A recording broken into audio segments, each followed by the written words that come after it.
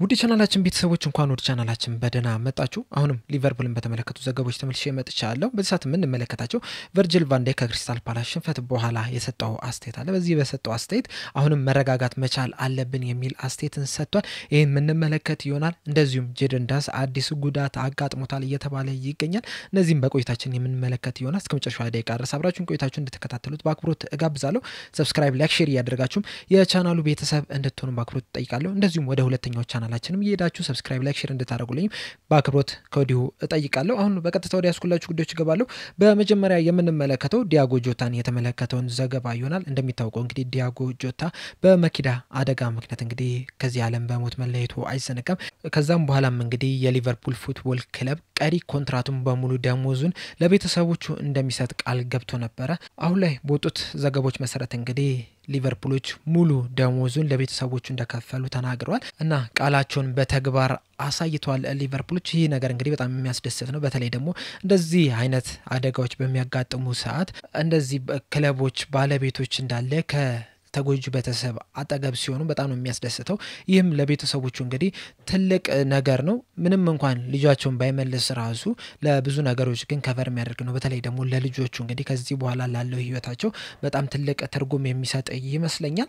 ሌላኛው የምንመለከተው ዘገባ ደግሞ ጄደን ዳንስን የተመለከተውን ይሆናል። ዘ ኤኮ ይዞት በወጣው ዘገባ መሰረት እንግዲህ ጄደን ዳንስ ጉዳት አጋጥሞታል እያለን ይገኛል። እንደሚታወቀው እንግዲህ ባለፈው ሮብ ዕለት ሊቨርፑል ከሳውዛምፕተን ጋር ባደረገው ጨዋታ ተቀይሮ በመግባት 15 ደቂቃዎችን መጫወት እችሎ ነበር። ይህ ጨዋታም እንግዲህ ከጃንዋሪ በኋላ ያደረገው የመጀመሪያ ሲኒየር ጨዋታ ነው። ለመጨረሻ ጊዜ እንግዲህ ከ8 ወር በፊት ነበር ለዋናው ቡድን መጫወት የቻለው። ከዛ በኋላ ግን በሳውዛምፕተን ተቀይሮ በመግባት ጥሩ የሚባል እንቅስቃሴን ማድረግም እችሎ ነበር። ያም ብቻ አይደለም፣ ቀዳሚም እንግዲህ ለ21 ዓመት በታች ቡድን በቋሚ አሰላለፍ ውስጥ በመግባት እንግዲህ ጨዋታውን መጀመር እችሎ ነበር። ነገር ግን 30 ደቂቃ ከሞላ በኋላ እንግዲህ በጉዳት ተቀይሮ ሊወጣ እችሏል።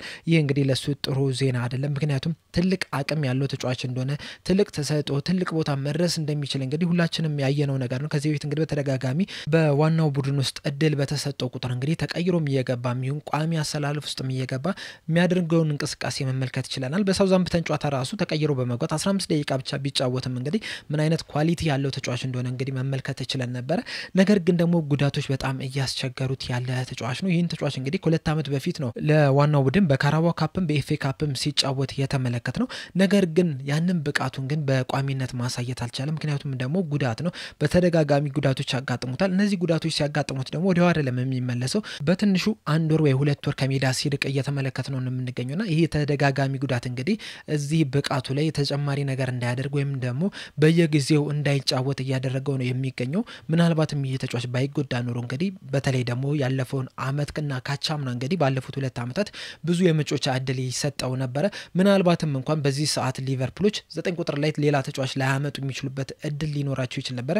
ልክ እንደ ሪዮን ጎማ እንግዲህ ሉዊስ ዲያዝ ከለቀቀ በኋላ በዛ ቦታ ላይ ሌላ ተጫዋች አላመጡ። ምክንያቱም የሪዮን ጎማን እድገት ይገቷል በሚል ማለት ነውና ምናልባትም እንግዲህ ጄደን ዳንስ በጉዳት ባይቸገር ኖሮ በዚህ ሰዓት ወይ አሌክሳንደር ኢሳክ ወይ ሂጎ ኢኬቲኬ ከሁለቱ አንዱ ብቻ ነበሩ ወደ በዚህ በሊቨርፑል ቲም ውስጥ የሚኖሩት የነበረው እና አንዱ አይመጣም ነበረ። ምክንያቱም ይሄ ተጫዋች እንግዲህ በጣም ኳሊቲ ያለው ተጫዋች ነው። ጎሎችን ማስቆጠር የሚችል ተጫዋች ነው። እንደዚሁም ደግሞ ሊንካፑ ራሱ በጣም ጥሩ የሆነ ተጫዋች ነውና ነገር ግን ይህ ጉዳት ግን የሚፈለግበት ደረጃ ላይ እንዳይደርስ አድርጎታል። ዘይኮ አየዙ በዘገበው መሰረት እንግዲህ ምን ያህል ከሜዳ ይርቃል የሚለው ነገር እስካሁን ድረስ አልታወቀም። ነገር ግን በቅርቡ አሳስመንቶች ይሰራሉ፣ ቼክ ይደረግና ምን ያህል ከሜዳ ሊርቅ እንደሚችል ይነገራል ተብሏል። በእርግጠኝነት ግን በነገው ዕለት የሚደረገው የሻምፒዮንስ ሊግ ስብስብ ውስጥ እንደማይገባ ተናግሯል። ጥሩነቱ ምንድነው? ከቀጣይ እሁድ ጀምሮ እንግዲህ የኢንተርናሽናል ብሬክ ጨዋታዎች አሉና ምናልባትም እንግዲህ የረጅም ጊዜ ጉዳት እስካልሆነ ድረስ በዛ በኢንተርናሽናል ብሬክ ውስጥ እንግዲህ ምናልባትም ሊያገግም የሚችልበት እድል ሊኖረው ይችላል። ከዛ በኋላም ከክሪስታል ፓላስ ጋር በመናደርገው የካራባኦ ካፕ ጨዋታ ላይም ሊሰለፍ የሚችልበት እድል አለ እየተባለ ይገኛል። እናም ጥሩ ነገር እመኝለታለሁ፣ ቶሎ እንዲያገግም እመኝለታለሁ። ምክንያቱም በጣም ኳሊቲ ያለው ተጫዋች ስለሆነ። ሌላኛው የምንመለከተው ደግሞ ቨርጂል ቫን ዳይክ የሰጠውን አስተያየት ይሆናል። እንደሚታወቀው እንግዲህ ቅዳሜ ዕለት በተደረገው ጨዋታ ሊቨርፑል በክሪስታል ፓላስ 2-1 በሆነ ውጤት መሸነፉ አይዘነጋም። ይህ ብቻ አይደለም፣ ውጤቱን የበልጥ ያባባሰው በትናንትናው ዕለት ምሽት 12 ሰዓት ተኩል ላይ በተደረገው ጨዋታ አርሰናል ኒውካስል ዩናይትድን 2-1 በሆነ ውጤት ማሸነፍ ችሏልና ከሊቨርፑል ጋር ያለውን የነጥብ ልዩነት ወደ 2 ማጥበብ ችሏልና የሊቨርፑል ሽንፈት በክሪስታል ፓላስ የተሸነፈው ሽንፈት እንግዲህ ምናልባትም ዋጋ ሊያስከፍለን እንደሚችል ካሁኑ መገመት አይከብደንም። ጨዋታው ለገለልተኛ ተመልካች በጣም የሚስብ ነበር አርሰናል ከኒውካስል ጋር ያደረጉት። ነገር ግን በጨዋታው ላይ መነሳት ያለባቸው ብዙ ነገሮች አሉ። ይህንንም ነገሮች እንግዲህ በሁለተኛው ቻናላችን ላይ የምናነሳ ይሆናል። ወደዛ እየሄዳችሁ ሰብስክራይብ፣ ላይክ፣ ሼር እንድታደርጉልኝ በአክብሮት ጠይቃለሁ። አሁን ድረስ እንግዲህ 50 ሰብስክራይብ ማግኘት ችለናል። እዚህ እንግዲህ በጣም ብዙ ሰብስክራይበሮች አሉን። ወደ 7000 እየተጠጋ ነው የምንገኘው። ይህንንም ቻናል ሰብስክራይብ እንድታደርጉ እንደዚሁም ደግሞ ወደ ሁለተኛው ቻናልም እየሄዳችሁ ሰብስክራይብ እንድታደርጉ ካሁኑ እጠይቃለሁ።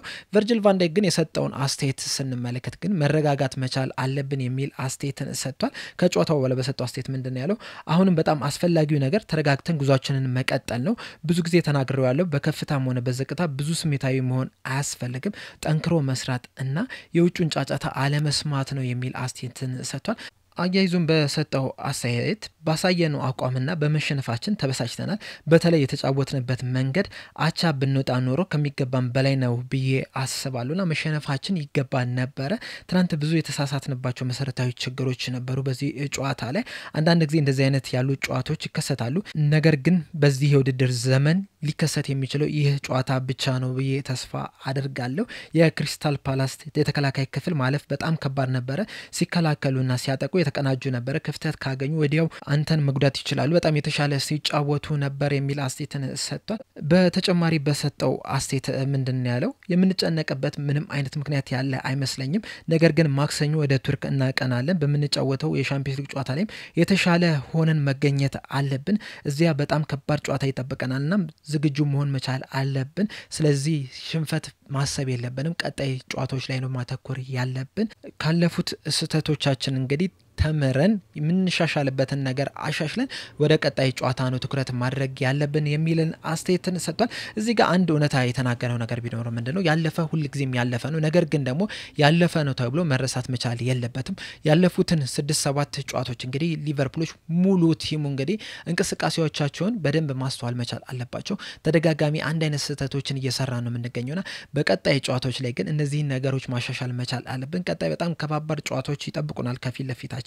በቀጣይ 2 ጨዋታዎችን ስንመለከት ራሱ በሻምፒዮንስ ሊግ ጋላታሳራይን እናገኛለን፣ በፕሪሚየር ሊግ ደግሞ ቼልሲን እናገኛለን። ሁለቱም ከሜዳችን ውጪ የምናደርገው ጨዋታ ናቸው። ሁለቱም በጣም ከባድ የሚባሉ ሜዳዎች ላይ ነው የምንጫወተው። ጋላታሳራይም ደጋፊዎቹ በደንብ የሚታወቁ ናቸው።